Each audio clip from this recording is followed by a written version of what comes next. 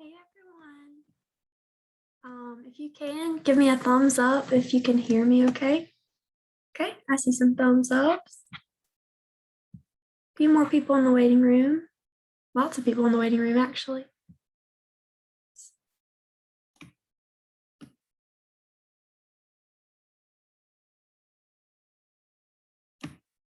Okay, I think that is everyone. I'll keep an eye on it though. Okay, well, thank you so much for being here today. My name is Michaela Roseberry, and I am a graduate assistant at the Center for Student Success. We are located in the back of Cook Library on the first floor. So if you see the couch, if you walk past Starbucks and see the couch, we are right back there. Our office is really great. We have lots of resources and lots of awesome staff members that love to help students out. Okay, so without further ado, we'll go ahead and get started. So today we'll be talking about note taking, and this is really important no matter what major you're in, no matter what classes you're in. It's really, really important to know how to take good notes. So let's get started. Okay, so kind of move things around a little bit, admitting people in. Okay. So great note taking takes practice. So you have to find a method that works for you. So not everybody takes notes the same way. Some of these methods we're going to talk about today, you may never have even heard about. But yeah, so that'll change depending on the class you're in too. So if you're taking a math class, you may want to take notes a different way than if you're taking a history class. So we're going to talk about a few of those ways.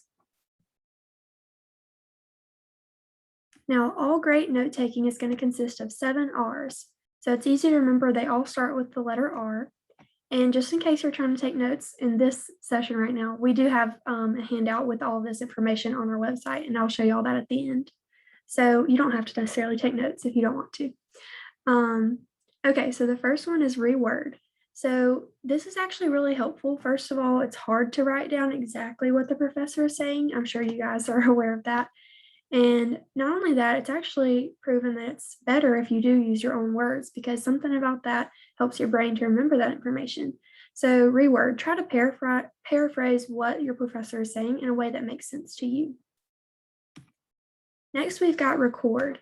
So this is a really great option and something that's utilized a lot more frequently in past COVID times. So Record, you want to, in your lecture, if you can, record, audio record, video record those ideas and details. If you are going to do that, make sure that your professor agrees that that's okay. And let me see, I do have one thing in the chat. Oh, someone came to the library. Oh, I'm sorry. Yes, we were doing this virtually. Okay, so anyway, yeah, be sure to ask your professor first, just in case. You want to make sure that you're respectful of their privacy and things like that.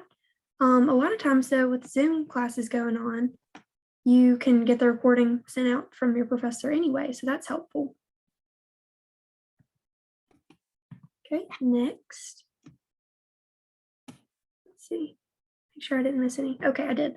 Okay, so reduce. So you want to, as soon as you can after class, I know it seems kind of silly to go ahead and review right when you've just heard it, but something about those hour-long classes, you forget what was said at the beginning of class. So I recommend as soon as you get done with class, in the next 10 minutes or so, just take a couple minutes to read over that and really highlight the most important things. So you're reducing those ideas to a small chunk, and that helps us to remember. Okay, the next one is Recite. So recite all the information without looking at your notes. You can have a classmate quiz you on the material, and that's a really good way for you to both learn that, or you can quiz yourself, and we're going to talk about a way that you can do that in just a second. Somebody's in the waiting room. There we go. All right.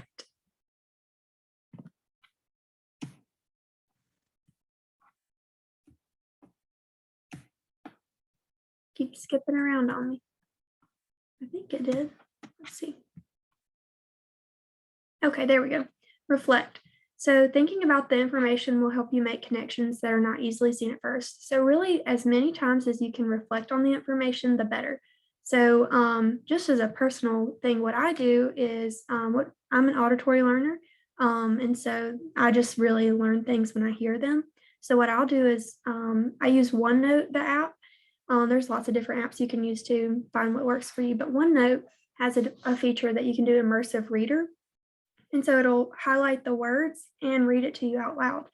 So that can be really helpful. And what I do is I'll just be doing laundry and I'll listen to my notes.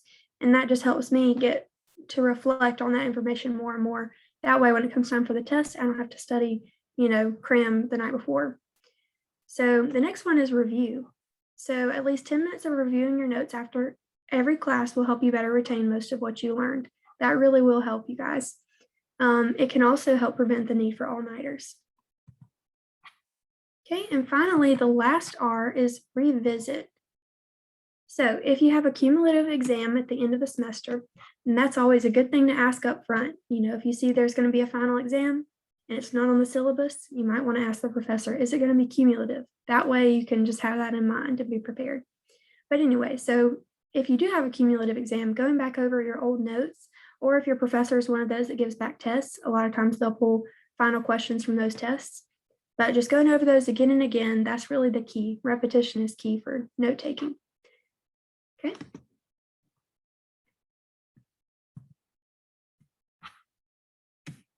Okay, so here's just some general tips about good note taking before we get into some specifics. So active listening. So the difference between active listening and passive listening is, passive listening, you're just expecting it to soak in. Active listening, you're writing it down, you're asking questions, you're engaging with the material, and you are thinking ahead about, okay, this might be a good test question. Just really engaged in that process. And then selecting main ideas, that's a really important one too. We'll talk about this one right here. So taking note of any class learning objectives reviewed as stated in the beginning. For me, that was always kind of a freebie because I would be like, oh, okay, they're telling us what chapter it is. I don't have to write that down. But I would recommend writing that down just so you have a place to kind of store that information in your brain. So if you write down, okay, this is chapter 7, and we're learning about this topic, then if you have a quiz or a test on it, you can go back to that specific topic in your notes. So that can be really helpful. And even write down the date that you're taking the notes. For me, that's been really helpful. So just keeping you organized. Listen for statements that may be repeated, emphasized, or spoken about at length, and listen for cues from your professor. So when they write something down, you should too. I know this from personal experience. If the professor writes it on the whiteboard, most likely it's going to be on the test. So just keep on the lookout for those things and make a system. Make a system for how you're going to, what I do is I put a little gold star by it. In OneNote, they have you do like Control-2, it does a little gold star for you. So something like that, or even just highlighting it old school, just with a yellow highlighter or something like that. Just make yourself a system to where okay, this was repeated, definitely going to need to study this.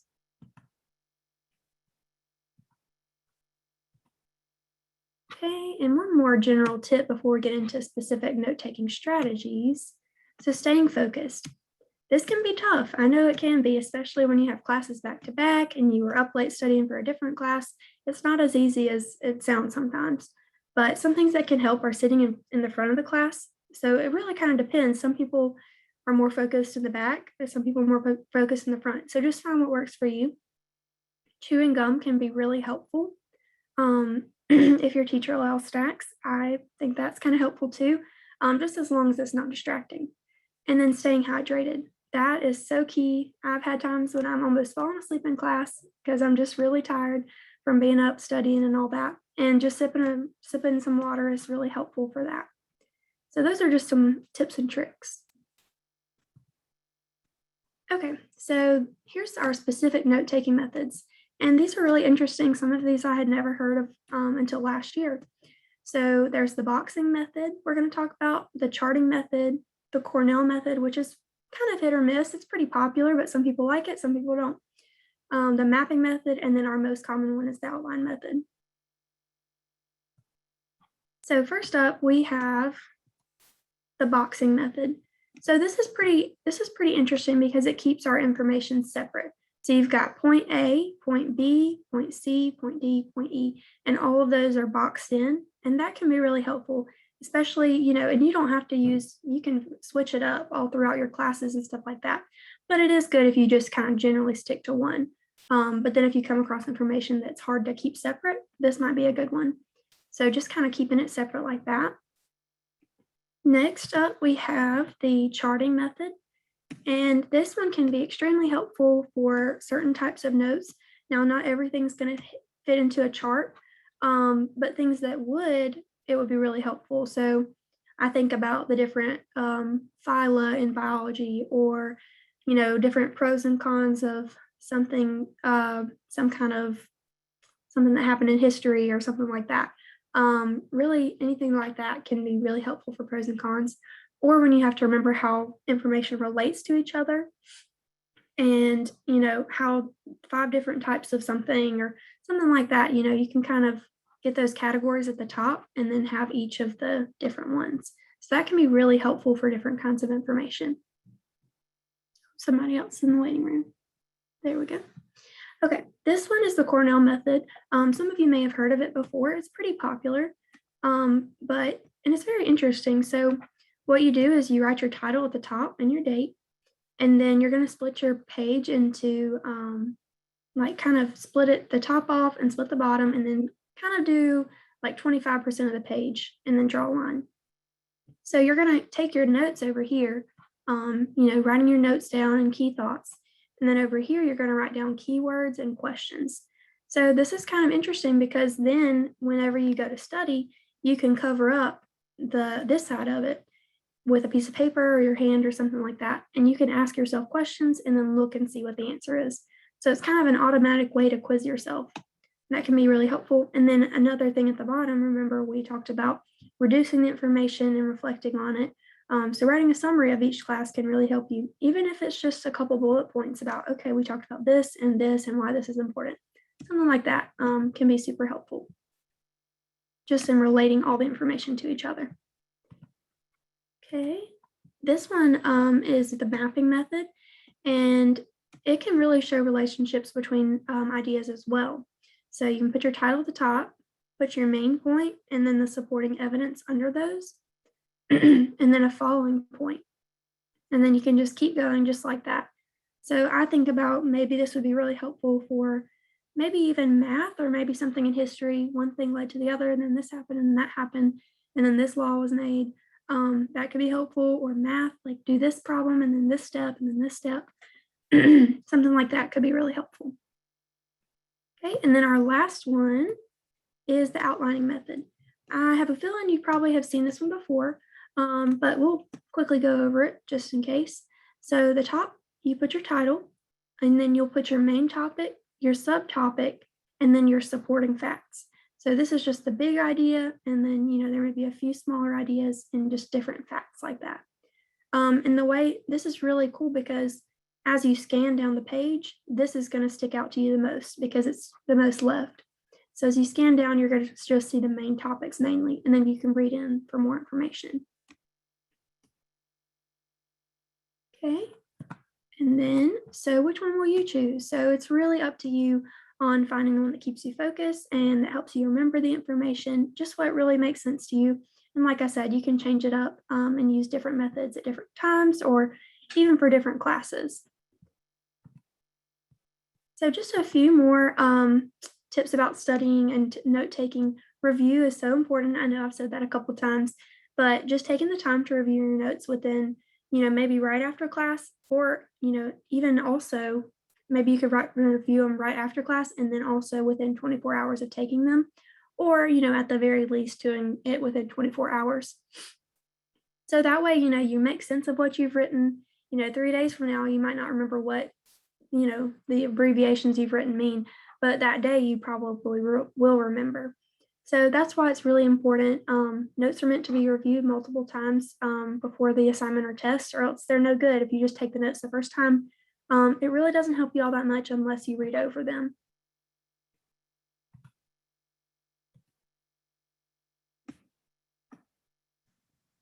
Okay, so take your time. So I know it can be difficult going from face-to-face to virtual meetings, and it's so difficult sometimes because if you have your Zoom on your computer, you can't take notes on your computer, or you have to switch back and forth between tabs. So really just problem solve there and find those specific solutions that will help you. Maybe it's Zooming on a different device, or maybe using a monitor or something like that. So yeah, those can really present challenges, but you guys are capable and you have lots of different ideas now. So also, we are here to help. And like I said, we have a website, and I'll tell you about that on this next slide right here. So if you still need some help about note taking or any other kind of different skills and stuff like that in college, make an appointment with our staff. We are, like I said, in Cook Library. We are here to help you guys if you need anything academic success wise. And here's our information. If you'd like to connect with us, you can honestly just Google or search USM Center for Student Success, and all of this should come up. There's our phone number. Our email is success@usm.edu. And then we have several social media accounts that probably will be under USM_success. And then we have our website. And on that website, you can go to the Student Success Library, and that will have what we talked about today with the 7 R's. And it will have a presentation at the bottom, kind of similar, but a little bit different than this one. And it's recorded, so you can go check that out too. And it has other strategies and resources on there other than note taking too. So it may have selecting main ideas or studying for a test, those kind of things. So that's pretty much all I have for today. Does anybody have any questions? And you can unmute or utilize the chat. Some kind of way? Oh, let me turn you up 1 second. What was that, Cache? Do we have to sign in like some kind of way? I think if you could send in the chat, that would be good. I am recording this, so I will be able to see who's here. But if you could just send in the chat your name, that would be great. And then as soon as you do that, you are free to go if you don't have any questions. Oh, and I see people in the chat. There we go. Okay. Names. Perfect.